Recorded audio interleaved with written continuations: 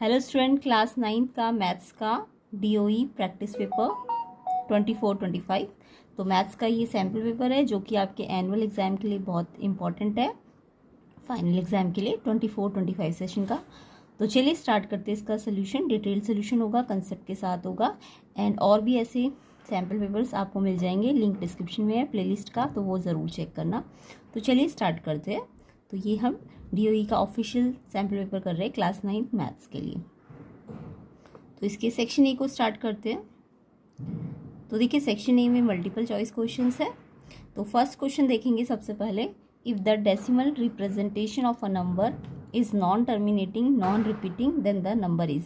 तो आपको बोला है किसी नंबर का जो डेसिमल रिप्रेजेंटेशन है वो आपका नॉन टर्मिनेटिंग और नॉन रिपीटिंग है। तो जब भी नॉन टर्मिनेटिंग नॉन रिपीटिंग हो, इसका मतलब क्या होता है, यानी कि ऐसे डेसिमल एक्सपेंशंस जिसमें देखो पॉइंट के बाद ना खत्म ना हो नंबर्स, मतलब डैश डैश करके एंड ना हो, मतलब वो नॉन टर्मिनेटिंग, यानी कि पॉइंट के बाद कभी इनका डेसिमल एक्सपेंशन कभी खत्म ना हो, डैश डैश हो, और साथ ही नॉन रिपीटिंग हो। इट मीन्स अगर 1 0 है तो फिर उसके बाद 1 0 1 0, यानी कि ये जो नंबर पॉइंट के बाद है ये सेम रिपीट नहीं होगा, ये हर बार चेंज होता जाएगा। एक और एग्जाम्पल देख लेते हैं, जैसे कि 2 पॉइंट है मान लो, तो 2.05 है, तो अब 005 है ना, 005, तो ऐसे करके ये सेम रिपीट नहीं होगा। तो इस टाइप के जो डेसिमल एक्सपेंशन होते हैं इन्हें हम नॉन टर्मिनेटिंग और नॉन रिपीटिंग कहते हैं। यानी ये टर्मिनेटिंग भी नहीं है, यानी डैश डैश करके ये एंड तक चलता रहेगा, कभी ख़त्म नहीं होगा, एंड नॉन रिपीटिंग मतलब ये सेम रिपीट भी नहीं होगा। तो इस टाइप के नंबर्स को, non terminating non repeating numbers को हम ना इरेशनल नंबर कहते हैं। क्या कहते हैं? इरेशनल नंबर कहते हैं। तो इसका दूसरा नाम होता है नॉन टर्मिनेटिंग नॉन रिपीटिंग का, इरेशनल नंबर्स। तो इसके एग्जाम्पल और भी है, जैसे पाई, √2, √3, इनके डेसिमल एक्सपेंशन ना सेम रिपीटेड भी नहीं होंगे और कभी ख़त्म भी नहीं होंगे। तो ये सब इरेशनल नंबर्स होते हैं। तो इरेशनल नंबर समझ आ गया, इसका दूसरा नाम होता है नॉन टर्मिनेटिंग नॉन रिपीटिंग। तो इसका आंसर है आपका D option, an irrational number. Next question number 2 देखेंगे, if the perimeter of an equilateral triangle is 180 centimetre it's area will be. तो आपको इक्विलेटरल ट्राइंगल का पैरीमीटर गिवन है एंड इसका एरिया निकालना है। तो ऐसे क्वेश्चंस मैंने पहले भी कराए हुए हैं, तो आप प्लेलिस्ट को ज़रूर चेक करना, लिंक मैंने डिस्क्रिप्शन में डाला हुआ है। आपके फाइनल एग्जाम के लिए बहुत इंपॉर्टेंट है, प्रीवियस ईयर क्वेश्चन है, प्रीवियस ईयर सैम्पल पेपर्स है, तो उसका लिंक मैंने डिस्क्रिप्शन में डाला है। कंसेप्ट के साथ होंगे एंड डिटेल सोल्यूशन होंगे, ज़रूर चेक कर लेना, आपके सारे कंसेप्ट क्लियर हो जाएंगे।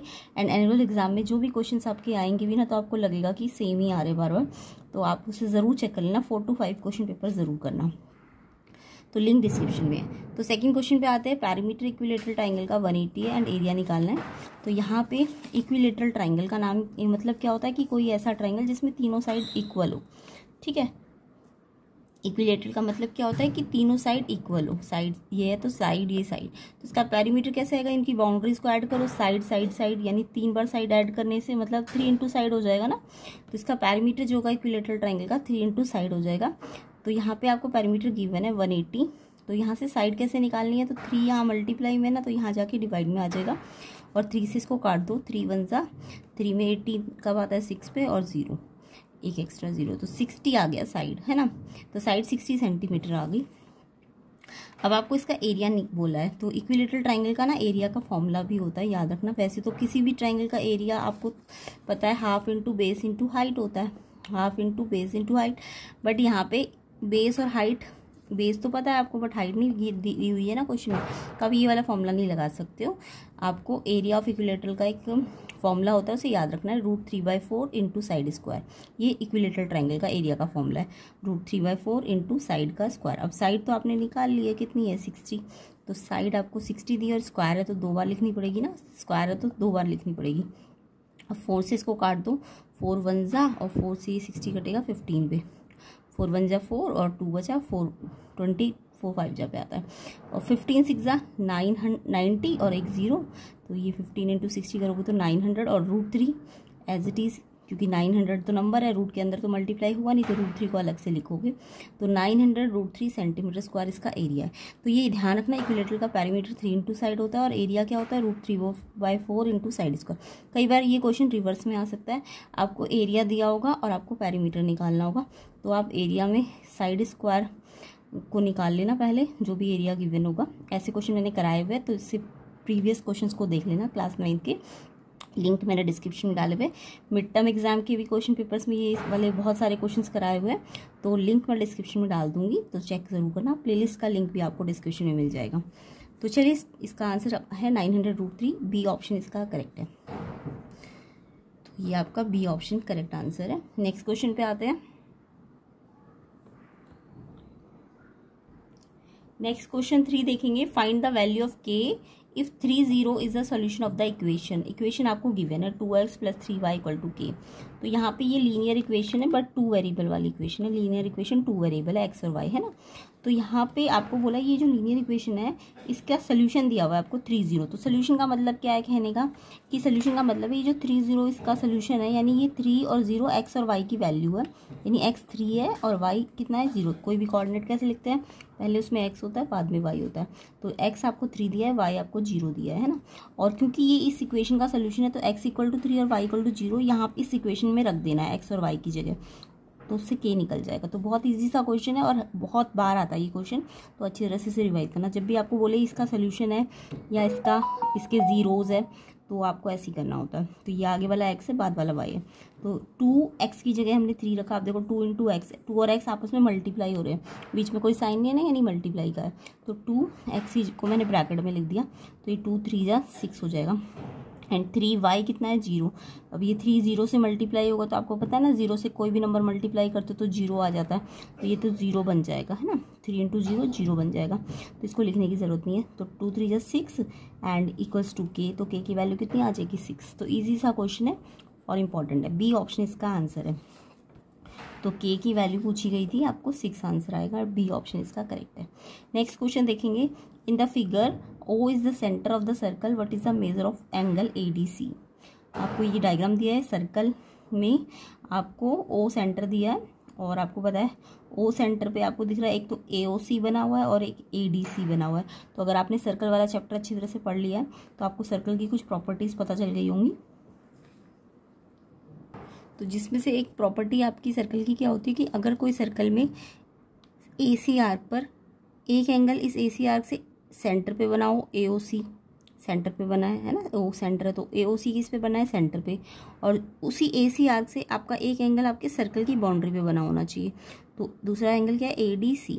तो जो AOC है, ये जो सेंटर में एंगल है, और जो ADC है, इनमें एक रिलेशन होता है। देखो दोनों में AC आर्क आ रही है ना, AC इसमें भी आ रही है और AC इसमें भी आ रही है। तो जब सेम आर्क पे एक एंगल सेंटर पे बनाओ और एक एंगल आपका बाउंड्री पे बनाओ सर्कल की, तो ये जो सेंटर वाला एंगल होता है, वो बाउंड्री वाले का डबल होता है। ये आपको याद रखना है, सेंटर वाला ज़्यादा होता है। तो अगर ये मान लो 30 है तो ये 60 होगा, ये 30 है अगर तो ये 60 हो जाएगा, ठीक है।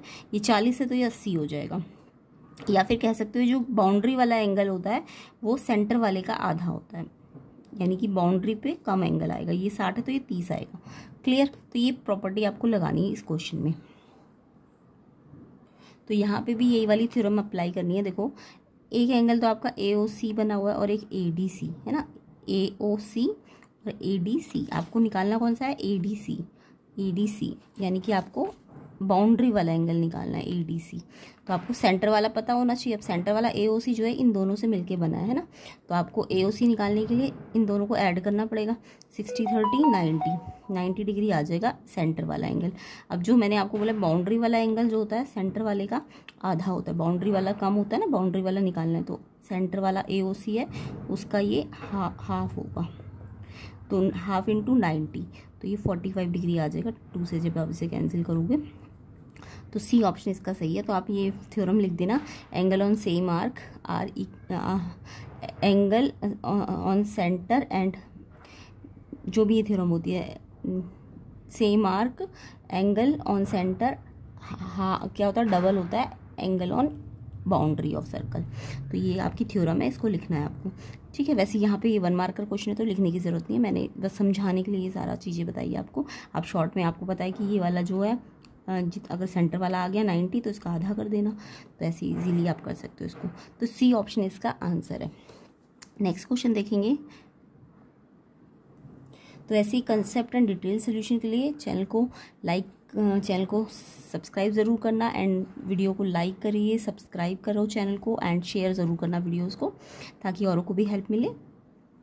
नेक्स्ट क्वेश्चन नंबर 5 देखेंगे। Total surface area of a hemisphere 4158 centimeter square, the diameter of the hemisphere is equal to. तो यहाँ पे आपको TSA दिया हुआ है हेमिस्फेयर का और आपको डायमीटर निकालना है हेमिस्फेयर का, डायमीटर। अच्छा, डायमीटर तो आपको पता है हेमिस्फेयर क्या होता है। स्फेयर तो पूरा स्फेयर होता है, यानी कि ये जो बॉल होती है स्फेयर होती है ना, ये तो है स्फेयर है, बट हेमिस्फेयर इसका आधा होता है। पूरे का जब मैं आधा कर दूँगी तो ये हेमिस्फेयर है।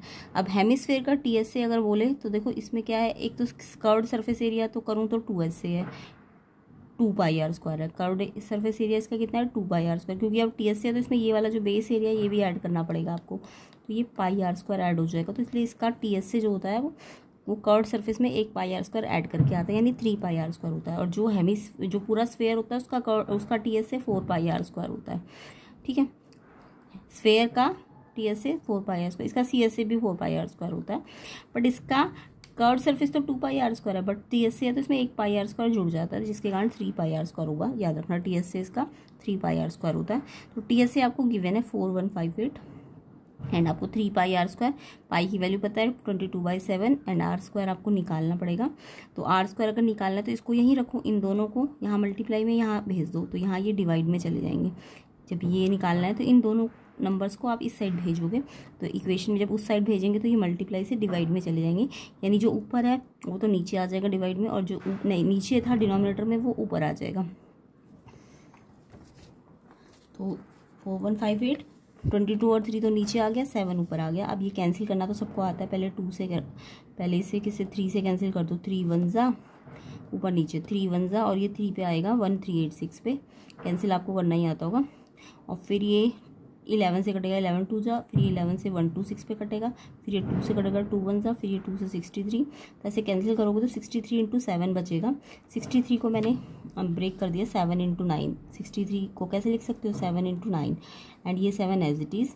अब आपको पता है यहाँ स्क्वायर में है तो इन नंबर्स को भी स्क्वायर में बदल दो। तो ये तो 7 का स्क्वायर तो ऑलरेडी है, बट 9 किसका स्क्वायर होता है, 3 का स्क्वायर होता है ना। 9 को हम कैसे लिख सकते हैं 3 × 3, तो ये 3 का स्क्वायर होता है। अब ये स्क्वायर इस पे भी है और इस पे भी। एक्सपोनेंट का रूल क्या कहता है, जब सेम पावर हो तो पावर को एक बार लिख दो स्क्वायर को, और ये अंदर एज इट इज़। अब ये स्क्वायर से ये स्क्वायर कट गया तो r आ जाएगा 7 3 21। तो रेडियस नहीं निकालनी है आपको, क्वेश्चन में डायमीटर निकालना है। डायमीटर कितना होता है, रेडियस का डबल, तो 2 × 21, तो 21 2 जा 42 सेंटीमीटर। तो 42 सेंटीमीटर यानी कि आपका डी ऑप्शन सही है। तो डी ऑप्शन इसका करेक्ट आंसर है। आई होप सबको समझ आ गया होगा, कैलकुलेशन पार्ट सबको आता होगा। नेक्स्ट तो इसको आप जरूर अपने आप खुद कैंसिल करके चेक कर लेना, ठीक है। तो चलिए स्टार्ट करते हैं। Next question 6, the number of zeros of the polynomial दिया x² + 4x + 2 इज r। तो आपको पूछा है इस पॉलिनोमियल के कितने जीरोस है। जीरोस का मतलब इसके कितने सोल्यूशन है या इसके कितने रूट्स है। बात देखिए, जीरो सोल्यूशन रूट्स सेम होता है। तो आपको दिख रहा है ये क्वाड्रेटिक है ना। ये कैसा है, इस पे x की मैक्सिमम पावर कितनी है 2 है ना, इसकी डिग्री 2 है।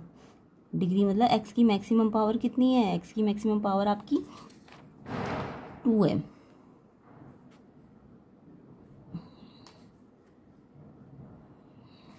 तो x की मैक्सिमम पावर या डिग्री कितनी है इसकी 2 है। तो डिग्री 2 है तो यानी इसका क्वाड्रेटिक पॉलिनोमियल है।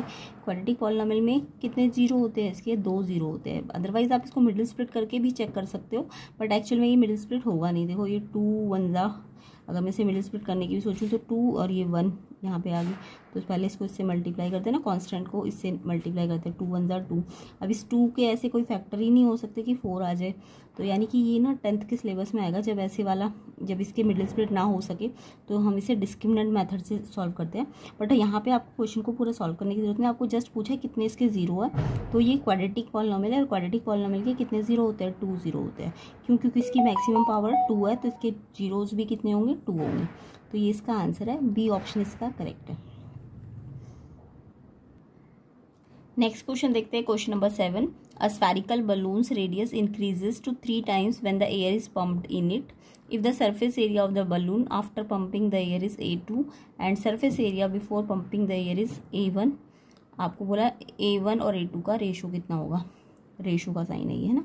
तो यहाँ पे आपको बोला है कि अगर किसी स्फेरिकल बलून की रेडियस को हम कितना इंक्रीज करें, 3 times करें जब उसमें एयर पंप कर दे। यानी पहले अगर एयर नहीं थी तो उसकी रेडियस मान लो R1 थी, और जब उसको हमने एयर डाली उसमें तो उसकी रेडियस R1 का क्या हो गई, 3 times हो गई। तो इन्होंने बोला कि अगर सरफेस एरिया बलून का आफ्टर पंपिंग एयर A2 हो और पहले जो था बिफोर पंपिंग एयर वो A1 था, तो अगर A1 स्फेरिकल बलून या स्फेयर का आपको स्फेयर का मैंने सरफेस एरिया बताया था ना आपको। स्फेयर का सरफेस एरिया क्या होता है, 4πr²। अब बिफोर पंपिंग एरिया 1 है तो बिफोर पंपिंग रेडियस 1 होगी। ऐसी आफ्टर पंपिंग एयर कितना है, A2 है, तो उसकी रेडियस भी क्या ले लो, R2 ले लो। 4πr², R कौन सी लेनी है, R2 लेनी है। अब आपको कंडीशन क्या दी है, आफ्टर पंपिंग जो रेडियस है वो बिफोर पंपिंग का 3 times है, तो ये रिलेशन दिया है R2 = 3R1। ये आपको बोला गया क्वेश्चन में, और आपको ये अपॉन ये निकालना है। तो ये अपॉन ये निकालना है, तो इसको ऊपर रखो और इसको नीचे रखो। ये ऊपर रखना है, ये नीचे, तो ये ऊपर और ये नीचे। अब 4π तो कैंसिल हो गए, मल्टीप्लाई थे तो कैंसिल हो गए। अब बचा क्या आपका R1 का स्क्वायर और R2 का स्क्वायर। तो आपने क्या करा, R1 अपॉन R2 स्क्वायर दोनों में है ना, तो आप एक्सपोनेंट का रूल लगाओ, R1 अपॉन R2, और ये स्क्वायर को एक बार लिख दो, ठीक है। अब आपको पता है कि अभी तो ये कट नहीं सकता, बट आपको R2 को बोला है ना कि वो 3R1 है, तो हमने इस R2 की जगह क्या लिख दिया, 3R1 लिख दिया, और फिर इस पे पूरे भी स्क्वायर है। अब R1 से R1 क्या हो जाएगा, कट जाएगा, तो ये बचा ऊपर 1/3 का होल स्क्वायर। तो 1 का स्क्वायर तो 1 ही होगा, और 3 का स्क्वायर क्या होता है, 3 का स्क्वायर यानी 3 को 3 से मल्टीप्लाई 9 होता है। तो एरिया 1 और एरिया 2 का जो रेशो आएगा वो 1/9 यानी 1:9 आ जाएगा। तो ये ध्यान रखना, जो सेकंड वाली रेडियस है वो बोला था फर्स्ट रेडियस का 3 times है, तो इसको मैंने कन्वर्ट किया 3R1 में, फिर ये कट जाएगा, और 1/3 का स्क्वायर करोगे तो 1/9 आ जाएगा। 1:9 इसका आंसर है, ऑप्शन डी इसका करेक्ट है। तो ऐसे ही डिटेल सोल्यूशन एंड कंसेप्ट के लिए आपको वीडियो को ज़्यादा से ज़्यादा लाइक करना है। 1000 लाइक कम से कम कर देना जल्दी से जल्दी, आपको इसका नेक्स्ट पार्ट मिल जाएगा जिसमें इसका कंप्लीट सोल्यूशन होगा। तो अभी हम इसके MCQ पोर्शन को कर रहे हैं, तो वीडियो को ज़्यादा से ज़्यादा शेयर भी करना, लाइक भी करना एंड सब्सक्राइब करना अगर चैनल में नहीं हो तो। एंड प्लेलिस्ट सेक्शन को ज़रूर चेक कर लेना। आपके 4 to 5 क्वेश्चन पेपर करते ही, करने का मतलब ये है सिर्फ देखना नहीं है, आपको नोटबुक एंड रजिस्टर अपने सामने रखना है, वीडियो क्वेश्चंस को देखना है, पॉज करना है, फिर समझ के, अगर नहीं समझ आ रहा तो फिर दोबारा समझ के अपने आप ट्राई करना है क्वेश्चंस को। तो इस तरीके से आप अच्छी तरह से प्रैक्टिस कर लेना इसको भी, और प्लेलिस्ट सेक्शन में जो भी सैम्पल पेपर प्रीवियस है या PYQs है। तो क्वेश्चन 8 को देखेंगे। In the given figure if the angle A and B are in the ratio 2:3, angle C कितना होगा। तो यहाँ पे आपको दिख रहा है कि AB का तो रेशो दिया हुआ है 2:3 एंड एंगल C आपको निकालना है। आपको दिख रहा है ये 2 लाइन, बल्कि 3 लाइन है इसके अंदर, एक ये और एक ये, तीनों इंटरसेक्टिंग लाइन्स है। तो मैंने आपको बता रखा है इंटरसेक्टिंग लाइन जब भी होती है तो उसमें हम 2 प्रॉपर्टीज़ लगाते हैं, या तो वर्टिकली अपोजिट एंगल वाली या फिर लीनियर पेयर वाली या एंगल इन अ लाइन वाली। तो जब भी आपको 3 इंटरसेक्टिंग लाइन दी है ना, एक ये वाली, एक देखो, एक तो मान लो ये L1 है, ये वाली कौन सी है, L2 है ये वाली, और तीसरी ये वाली भी तो है, ये क्या है, L3 है, ठीक है। 3 लाइनें हैं जो तीनों की तीनों इंटरसेक्टिंग है, और जो इंटरसेक्टिंग पॉइंट है ये आपका है ना। तो अच्छा, एक ऐसी लाइन तीनों की तीनों जो इंटरसेक्टिंग लाइन एक पॉइंट पे मिले तो ये कैसी लाइन होती है, इन लाइन्स को हम कॉन्करेंट लाइन्स भी बोलते हैं, है ना। अगर सेम पॉइंट ऑफ इंटरसेक्शन है तीनों लाइन का तो वो कॉन्करेंट लाइन्स होती हैं। तो यहाँ पे ये तीनों कॉन्करेंट लाइन्स है। कॉन्करेंट कैसी लाइन्स है, कॉन्करेंट, ये कई बार पेपर में पूछ लेते हैं, अगर सेम इंटरसेक्टिंग पॉइंट है तो उसको कॉन्करेंट लाइन्स कहते हैं, ठीक है। तो जब भी 3 इंटरसेक्टिंग लाइन है या 2 इंटरसेक्टिंग लाइन है तो या तो आपको वर्टिकली अपोजिट इक्वल करने होते हैं, कौन से angle, vertically opposite angle equal करने होते हैं, या फिर आपको इसमें angle sum of line, angle sum of line ये वाली प्रॉपर्टी लगानी होती है, ठीक है। ये 2 प्रॉपर्टी लगानी होती है। तो वर्टिकली अपोजिट तो कैसे बनता है ये तो सबको ही पता होगा। मान लो ये 2 लाइन इंटरसेक्टिंग है, तो अगर ये एंगल यहाँ है तो ये इधर होना चाहिए, मतलब इसके अपोजिट सेम वर्टेक्स होना चाहिए, बट ये इधर और ये इधर। तो ये वर्टिकली अपोजिट एंगल है। 1 मान लो, ये 2 मान लो, ये 3, ये 4, तो 1 3 के बराबर होगा। 1 तो 3 के बराबर होगा और 2 4 के। ये वर्टिकली अपोजिट एंगल होते हैं। कैसे एंगल होते हैं ये? वर्टिकली अपोजिट एंगल होते हैं, ठीक है। VO vertically opposite. तो या तो इसमें ये वर्टिकली अपोजिट वाली प्रॉपर्टी लगाया करो, या फिर लाइन, कोई भी लाइन पकड़ लो और उसकी प्रॉपर्टी लगा दो।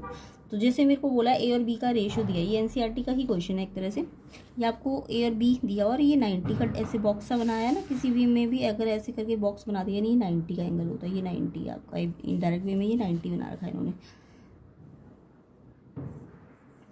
ये देखो बॉक्स बना रखा है ना, ये 90 का एंगल है। तो आपको A और B का रेशियो 2:3 दिया है, तो A को आप 2m मान लो। A क्या है? 2m और B को आप 3m मान लो। x भी मान सकते हो, 2x 3x कुछ भी, वो आपकी मर्जी है, ठीक है। अब मैंने क्या किया, ये L1 लाइन ले ली, ये वाली लाइन में मुझे ये भी पता है 90, ये और ये पता नहीं है बट रेशियो पता है। तो मैंने 90 B + A angle sum of line ले लिया 180 डिग्री। तो B कितना है? 3m। देखो B बाद में है ना, तो ये 3m है और A पहले है तो ये 2m है। तो 3m + 2m एंड ये 90। 3m 2m कितना होता है? 5m। ये नंबर को नंबर के पास भेजो तो ये प्लस हो रहा है, यहाँ जाके माइनस हो जाएगा। अब इसमें से इसको माइनस करो तो 180 में से 90 माइनस करोगे तो 90। m वाले अलग करने होते हैं, नंबर वाले अलग करने होते हैं। तो ये वाले तो दोनों यहीं पे है, तो ये प्लस हो गए। प्लस प्लस प्लस करो एंड ये वाला वहाँ जाके माइनस होगा, तो प्लस माइनस माइनस, और जो भी बड़ा है उसका साइन, ये इनमें से ये बड़ा है तो उसका प्लस का साइन। तो ये 90 आया और फिर ये 5 यहाँ मल्टीप्लाई में, तो ये डिवाइड में चला जाएगा, फिर ये कैंसिल हो जाएगा, 5 1 जा और ये 18 पे। तो m की वैल्यू 18 आ गई। अब मुझे क्वेश्चन में a भी नहीं निकालना। वैसे अगर मेरे को a निकालना होता तो मेरे को पता है a क्या था? 2m और m कितना आया? 18, तो 2 × 18 36। ऐसे b कितना है? 3m, तो 3 × 18, m 18 है ना, तो ये आ जाता 54 अगर a और b निकालने होते। बट क्वेश्चन में हमको a और b नहीं निकालने, हमको यहाँ पे c निकालना है। क्या निकालना है? c। तो c को आप दो तरीके से निकाल सकते हो, या तो वर्टिकली अपोजिट करके, वो मैं बताऊंगी अभी, या फिर आप a और c क्या है, एक L2 लाइन पे है ना, दोनों a और c किस लाइन पे आ रहे हैं? ये आपके L2 लाइन पे आ रहे हैं। तो अगर मैं L2 लाइन को लूँ, पहले मैंने L1 को लिया था तो ये तीनों लिए थे। अब मैं अगर L2 लाइन को लूँ तो a और c, इस पूरी L2 लाइन में एक a एंगल है और एक ये c पूरा यहाँ से यहाँ तक है। तो मैंने L2 लाइन ली, तो इसमें a और c ये भी एंगल सम ऑफ लाइन, बल्कि ये तो लीनियर पेयर ही बना रहे। दो एंगल क्या बनाते हैं एक लाइन में? लीनियर पेयर बनाते हैं। दो एंगल एक लाइन में लीनियर पेयर बनाते हैं।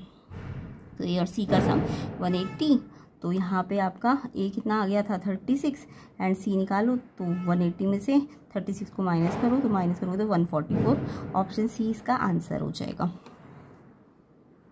अब देखो इसको मैं वर्टिकली अपोजिट से करती अगर, तो मेरे को दिख रहा है कि c मेरा किस लाइन में है? L1 लाइन में है, यानी कि c कहाँ से कहाँ तक है? ये पूरा है ना c, यहाँ तक पूरा है c। और यहाँ से ये वाली लाइन कौन सी है? ये वाली देखो L1 और ये L2 लाइन है। तो c जो है ना L1 और L2 लाइन के इंटरसेक्शन से बना है। तो c अगर यहाँ है तो ये इधर वाला एंगल के बराबर होगा वर्टिकली अपोजिट में, और इधर आपके दो एंगल बने हुए, ये और ये। तो c आपका देखो यहाँ इस लाइन से यहाँ तक है ना, तो ये वाला इस लाइन यहाँ तक होगा, तो ये b + 90 होगा। तो c आपका b + 90। तब आपने ये वर्टिकली अपोजिट वाली प्रॉपर्टी लगा दी है। तो आप चाहे लाइन वाली प्रॉपर्टी से निकालो चाहे वर्टिकली से। अब c b मेरा 36 आया था, 54 आया था सॉरी, एंड ये 90। तो यहाँ से भी देखो ये 144 ही आ जाएगा। तो आप चाहो तो ऐसे भी वर्टिकली अपोजिट करके भी कर सकते थे। ये c पूरा यहाँ है, L1 लाइन से L2 लाइन पे है, तो L1 लाइन से L2 लाइन पे ये वाला है 90 + b। तो 90 + b आपका 54, तो ये 144। तो किसी भी तरीके से आप कर सकते हो, इस तरीके से भी कर सकते हो। तो ऑप्शन सी इसका 144 आंसर हो जाएगा। नेक्स्ट क्वेश्चन पे आते हैं। नेक्स्ट क्वेश्चन है the angles that share a common vertex and a common side are called. ऐसे एंगल जो एक कॉमन वर्टेक्स ले और एक कॉमन साइड ले, उनको क्या कहते हैं? उनको हम सप्लीमेंट्री कहते हैं, उनको हम कॉम्प्लीमेंट्री कहते हैं, कि उनको एडजेसेंट कहते हैं, या वर्टिकल एंगल्स कहते हैं। तो अगर मैं बात करूं वर्टिकल एंगल की, तो देखो वर्टिकल एंगल तो अभी मैंने बताया ना आपको 1 के साथ 3, तो बट इसका वर्टेक्स तो कॉमन है, यस ठीक है। इस वाले एंगल में और इस वाले एंगल में। वर्टेक्स तो कॉमन आया बट साइड तो इसकी अलग आई, इसकी अलग आई, कॉमन लाइन तो आई नहीं कोई भी साइड। तो वर्टिकली अपोजिट तो कभी भी आपके वर्टिकल एंगल कभी भी कॉमन साइड नहीं शेयर करते, तो ये तो बिल्कुल गलत है वर्टिकल एंगल। हाँ, सप्लीमेंट्री और कॉम्प्लीमेंट्री की बात करूँ तो उनको देखते हैं अभी। तो देखो, आपको सप्लीमेंट्री का मतलब पता है ना, एक लाइन में अगर दो एंगल का सम 180 है, इसका और इसका सम 180 है, तो इनको हम सप्लीमेंट्री एंगल कहते हैं। तो हमें दिख रहा है कि सप्लीमेंट्री एंगल में ये वाला एंगल क्या है, AOC, और ये वाला एंगल है BOC। तो यहाँ पे O कॉमन वर्टेक्स आया है और एक्चुअल में ये कॉमन वर्टेक्स पे ये जो साइड आई है AOC और BOC में, OC कॉमन साइड दोनों में आ रही है ना, AOC में भी आ रही है और BOC में भी आ रही है। तो यानी कि ये आपका इस फीचर को ये क्या कर रहा है, मतलब इस कैरेक्टरिस्टिक को ये फुलफिल कर रहा है कि सप्लीमेंट्री एंगल क्या होता है, कॉमन वर्टेक्स भी लेता है और कॉमन साइड भी लेता है। ऐसे ही अगर आप इसकी बात करो कॉम्प्लीमेंट्री एंगल्स की, तो कॉम्प्लीमेंट्री का मतलब जब दो एंगल्स का सम 90 हो, तो ये जो दो एंगल 90 मिल रही है ये और ये, तो इसमें भी ये प्रॉपर्टी यूज़ हो रही है कि CBD, एंगल CBD और एंगल DBA। तो यहाँ भी देखो B कॉमन दोनों पे आया, कॉमन वर्टेक्स तो दोनों में आया और BD साइड भी तो दोनों में आई, बट यानी कि ये सप्लीमेंट्री भी हो सकता है और ये कॉम्प्लीमेंट्री भी हो सकता है, बट ये दोनों एंगल ही आपको क्या दिख रहे हैं, ये जो चाहे सप्लीमेंट्री की बात करूँ चाहे कॉम्प्लीमेंट्री की बात करूँ, ये एडजेसेंट एंगल भी तो बना रहे हैं, ये वाला इसके साथ जुड़ा हुआ है ना। तो जब भी कोई एडजेसेंट एंगल हो, जरूरी नहीं वो 180 पे बने हो या वो 90 पे बने हो, बल्कि वो मान लो 90 पे ना भी बने, एक्यूट पे भी क्या पता दो एडजेसेंट एंगल बने हो। मान लो ये मैंने 70 का एंगल लिया तो 35 है ना, तो ये एडजेसेंट एंगल है। देखो ये वाला इसके साथ जुड़ा हुआ एंगल है ना, तो कोई भी एडजेसेंट एंगल का अगर कॉमन वर्टेक्स और कॉमन आर्म है तो वो एडजेसेंट एंगल में ये प्रॉपर्टी फिट बैठती है। तो आपकी जो सप्लीमेंट्री एंगल है वो भी एक तरह से एडजेसेंट एंगल ही है, और जो कॉम्प्लीमेंट्री एंगल बना रहे हैं वो भी एक तरह से एडजेसेंट एंगल है। तो ये जो प्रॉपर्टी है सिर्फ सप्लीमेंट्री या कॉम्प्लीमेंट्री में फिट नहीं बैठती है, ये सारे एडजेसेंट एंगल जितने भी होंगे उन पे ये प्रॉपर्टी आ जाएगी कि उनका कॉमन वर्टेक्स होता है, कॉमन साइड होती है। तो इसलिए इसका आंसर C ऑप्शन होगा, एडजेसेंट एंगल्स, क्योंकि एडजेसेंट एंगल के कॉमन वर्टेक्स होता है और कॉमन साइड होती है। तो इसका आंसर C ऑप्शन है। तो 9th क्वेश्चन का आंसर C ऑप्शन है, एडजेसेंट एंगल। ठीक है, तो वो सप्लीमेंट्री भी हो सकते हैं, वो कॉम्प्लीमेंट्री भी हो सकते हैं, बट सब कौन से वाले एंगल है जिनमें कॉमन वर्टेक्स कॉमन आर्म है, वो एडजेसेंट एंगल है। C ऑप्शन इसका आंसर है। अगला क्वेश्चन देखेंगे। अगला क्वेश्चन है the cost of levelling a triangular field having side 325, 300, 125 at the rate of ₹2 per meter square. आपको एक ट्राइंगुलर फील्ड की साइड दी हुई है। जब भी ट्राइंगुलर फील्ड की साइड दी हो तो आपको पता है ना, हीरोन फॉर्मूला लगता है एरिया निकालने के लिए। तो आपको एरिया क्यों निकालना है, क्योंकि यहाँ पे लेवलिंग करनी है, इस फील्ड की लेवलिंग करनी है। तो अगर किसी भी ट्रायंगुलर फील्ड की अगर आप ये फेंसिंग कहते, फेंसिंग बाउंड्री पे होती है, फेंसिंग किस पे होती है, अगर फेंसिंग कहते फेंसिंग तो बाउंड्री पे होती है, तो इसका पेरीमीटर चाहिए होता है। आपको क्या चाहिए होता है, पेरीमीटर। बट क्योंकि लेवलिंग अंदर होगी ना, लेवलिंग कहाँ होगी, लेवलिंग तो ट्रायंगुलर फील्ड के सरफेस पे होगी।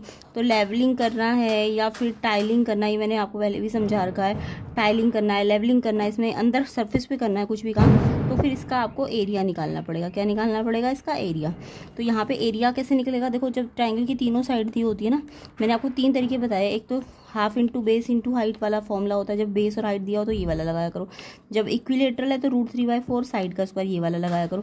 बट जब ना तो राइट एंगल ट्रायंगल है ना ही इक्विलेटरल है और आपको तीनों साइड गिवन होती है, तो आप हीरोन फॉर्मूला लगाओगे। कौन सा लगाओगे फॉर्मूला, एरिया निकालने के लिए हीरोन फॉर्मूला।